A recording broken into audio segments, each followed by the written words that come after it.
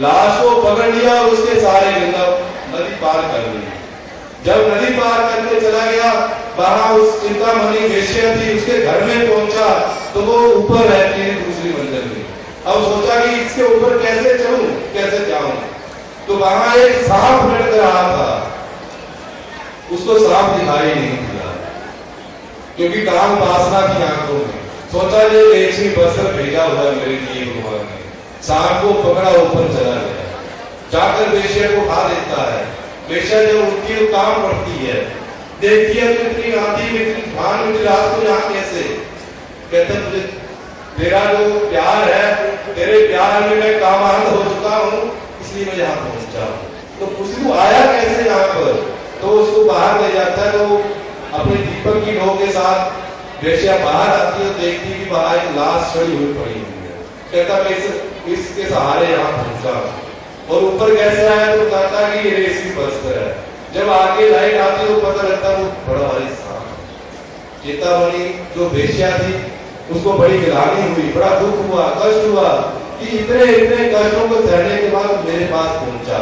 उसको दुलारती है, वो उसके साथ गिलानी करती है, उसको फटकारती है कि जितना तू मेरे पीछे लगा हुआ है, इतना यदि तू भगवान का भजन करता तो दुराचार भजते राम अनन्य भाग। यदि तू अति दुराचारी है, अति पापात्मा है, वो भी मेरी ओर बढ़ जाता है तो वो भी साधु है, क्योंकि उसने सामने को दृढ़ निश्चय कर लिया हुआ है। तो कहते हैं इसका जो उदाहरण है, कहते इसके बहुत उदाहरण है, भागवत में बहुत उदाहरण है। एक बिल्वमंगल नाम के भक्त है, बिल्वमंगल नाम उनका है। कृष्णवेदी नदी के पास एक ग्राम है, वहां गांव में वो रहते हैं। उनके पिता है, पिता बड़े तपस्वी है, नारायण की भक्ति करते हैं। तो वो जो बिल्वमंगल है उनका उनके पास रहता, उनकी शिक्षा खाता ग्रहण करता है।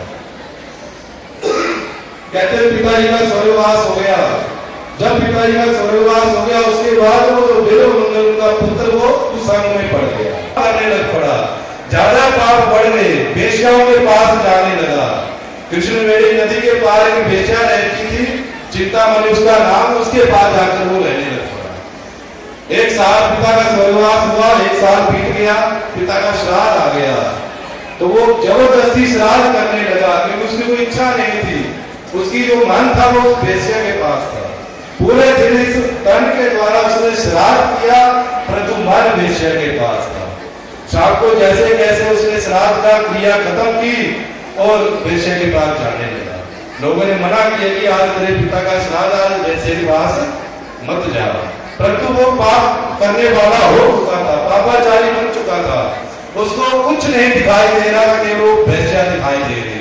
रात को आंधी तूफान में कुछ हुआ, अब नदी पार करने को कैसे करे। केवट है, केवटों ने सबने मना कर दिया कि इतनी तूफान है, इतना आंधी है और इतना जल इस नदी में है कि हम अपनी नाव पार नहीं ले जा सकते। उसने बड़ा लोभ किया, बड़ा कुछ किया, परंतु नहीं माने। जब नहीं माने तो अपने आप ही गंगा में छलांग लगा दी।